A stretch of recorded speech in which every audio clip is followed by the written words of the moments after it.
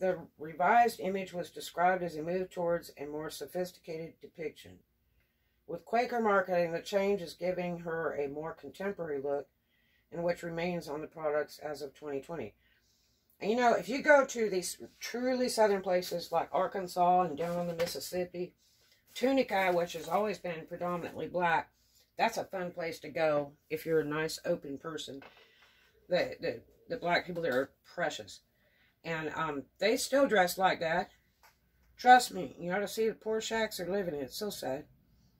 It says rebranding. On June 17th of 2020, Quaker Oats announced that Aunt Jemima will be rebranded with a new name and image.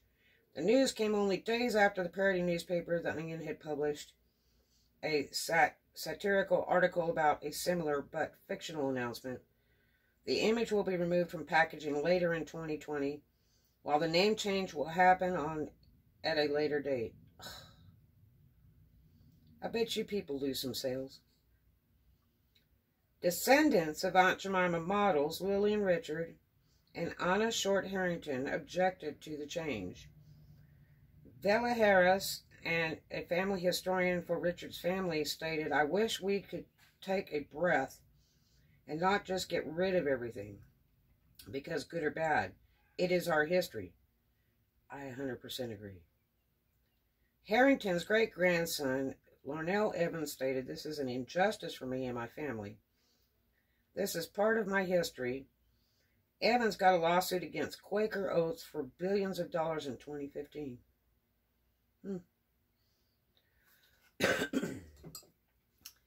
Cheers.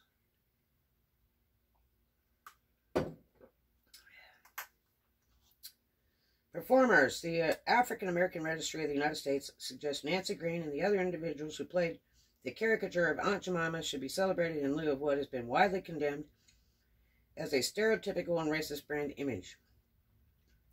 On Nancy Green's birthday, November 17th, the registry wrote, "We celebrate the birth of Nancy Green in 1834. She was a black storyteller and one of the best first black corporate models in the United States. Nancy Green was the first spokesperson hired by the R&T Davis Milling Company for the Aunt Jemima pancake mix. Green was born a slave in Montgomery County, Kentucky, dressed as Aunt Jemima. Green appeared at the 1893 World Columbian Exposition in Chicago, Illinois, beside the world's largest flour barrel, 24-foot high, where she operated a pancake cooking display, sang songs, and told romanticized stories about the Old South, a happy place for blacks and whites alike. She appeared at fairs, festivals, flea markets, food shows, and local grocery stores. Her arrival heralded by large billboards featuring the caption, 'I's in town, honey.' Green refused to cross the ocean for the 1900 Paris exhibition. She was replaced by Agnes Moody, a negress of 60 years. That means a black person, 60 years old. Who was then reported as the original Aunt Jemima. Green died in 1923 and was buried in an unmarked pauper's grave. Okay, that's the first thing we were talking about here. Following Green's work as Aunt Jemima, very few were well known. The company hired dozens of actors to portray the role, often assigned regionally as a first organized sales promotion campaign. Lillian Richard was hired to portray Aunt Jemima in 1925 and remained in the role for 23 years. Richard was born in 1891 and grew up in the tiny community of Fouke, 7 miles west of Hawkins in Wood County, Texas. It's Fouke or Falk. In 1910, she moved to Dallas, working initially as a cook. Her job, pitching pancakes, was based in Paris, Texas. After she suffered a stroke, circa 1947 through 1948, she returned to Falk, where she lived until her death until 1956. Richard was honored with a Texas historical marker in her hometown, dedicated in her name on June 30th of 2012. Wow. That's kind of cool. They took this picture the day that they did it. So that's like on a street pole type thing.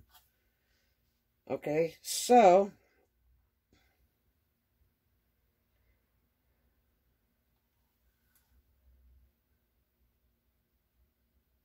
Anna Robinson was hired to play Aunt Jemima at the 1933 Century of Progress Chicago World's Fair. She was sent to New York City by Lord and Thomas to have her picture taken. Never to be forgotten was the day they loaded 350 pounds of Anna Robinson on the 20th Century Limited. Other photos showing Robinson making pancakes for celebrities and used in advertising ranked among the highest read of their time. Anna Short Harrington began her career as Aunt Jemima in 1935 and continued to play the role until 1954. She was born in 1897 in Marlborough County, South Carolina. The Short family lived on the Pegu Place plantation as sharecroppers. In 1927, she moved to Syracuse, New York. Quaker Oats discovered her cooking pancakes at the 1935 New York State Fair. Harrington died in Syracuse in 1955. Edith Wilson became the face of Aunt Jemima on radio, television, and in personal appearances from 1948 to 1966. Wilson was the first Aunt Jemima to appear in television commercials. Wow. She was born in 1896 in Louisville. They call it Louisville. It's not Louisville, it's Louisville, Kentucky. Wilson was a classic blues singer and actress in Chicago, New York, and London. She appeared on radio in The Great Gildersleeve on radio and television in Amos and Andy. Oh, that's so cool. And on film to Have and Have Not in 1944. Seen that. On March 31st of 1981, she died in Chicago. Aww. Ethel Ernestine Harper also portrayed Aunt Jemima during the 1950s. Harper was born on September 17th, 1903, in Greensboro, Alabama. Greensboro, Alabama. I don't think I've ever been there. I've been all over the states, but I don't think I've been there. Prior to the Aunt Jemima role, Harper graduated from college at the age of 17, taught elementary school for 2 years, high school mathematics for 10 years, moved to New York City where she performed The Hot Mikado in 1939 and Harlem Cavalcade in 1942, then toured Europe during and after World War II as one of the Ginger Snaps. On March 31st, 1979, she died in Morristown, New Jersey. She was the last individual model for the character's logo. Rosie Lee Moore Hall also portrayed the role of Aunt Jemima from 1950 to 1967. Hall was born on June 22nd, 1899, wow, in Robertson County, Texas. She worked for Quaker Oats in the company's Oklahoma advertising department until she answered their search for a new Aunt Jemima. I can't even believe that because Oklahoma is really weird. They still have black curfew laws there. No lie. Oklahoma's advertising department until she answered their search for a new Aunt Jemima.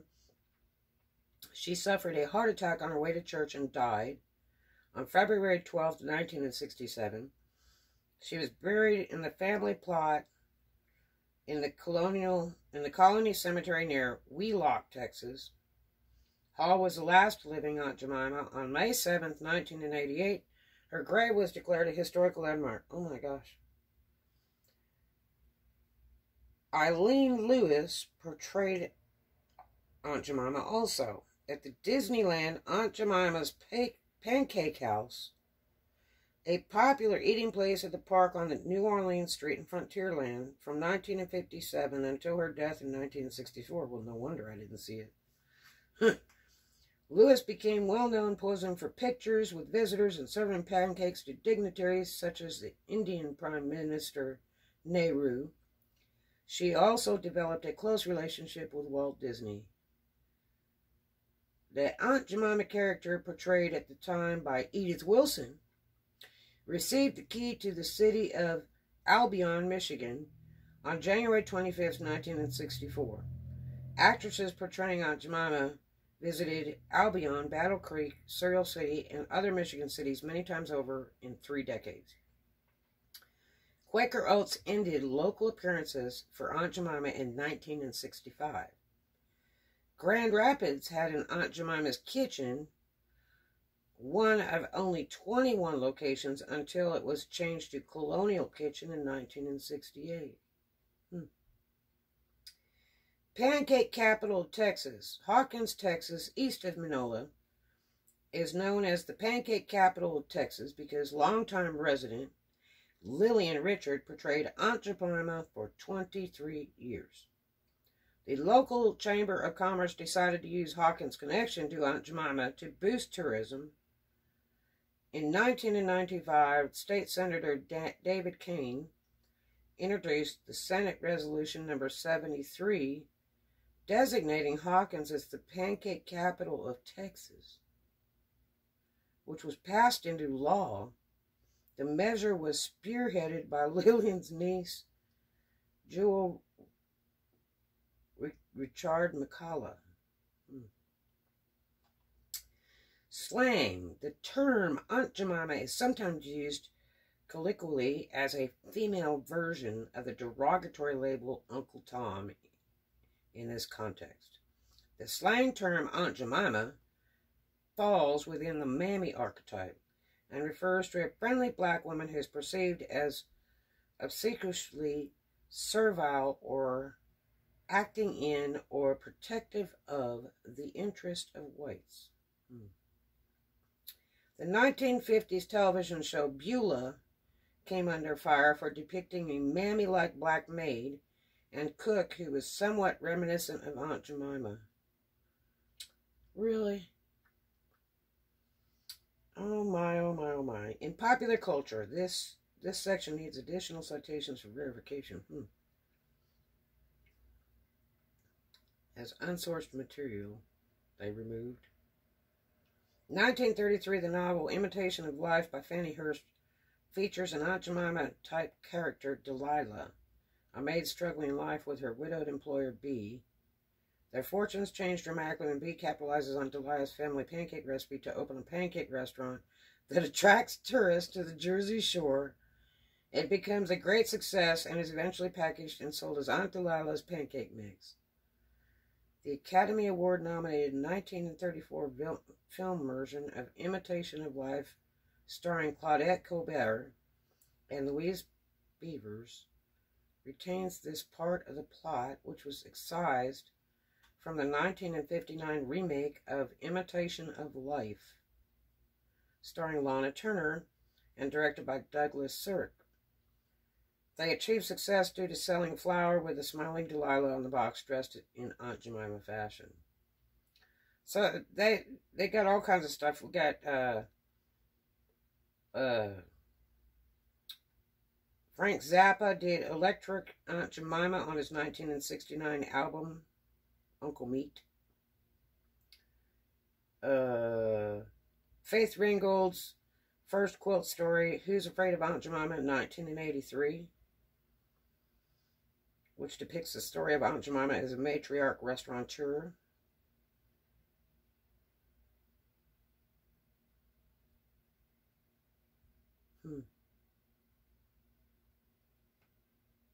Amazing.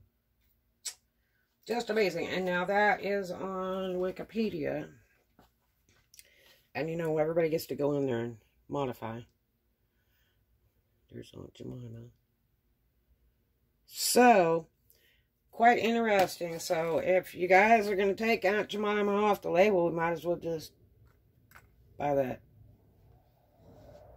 Thanks for listening. And speak your piece in the comments down below.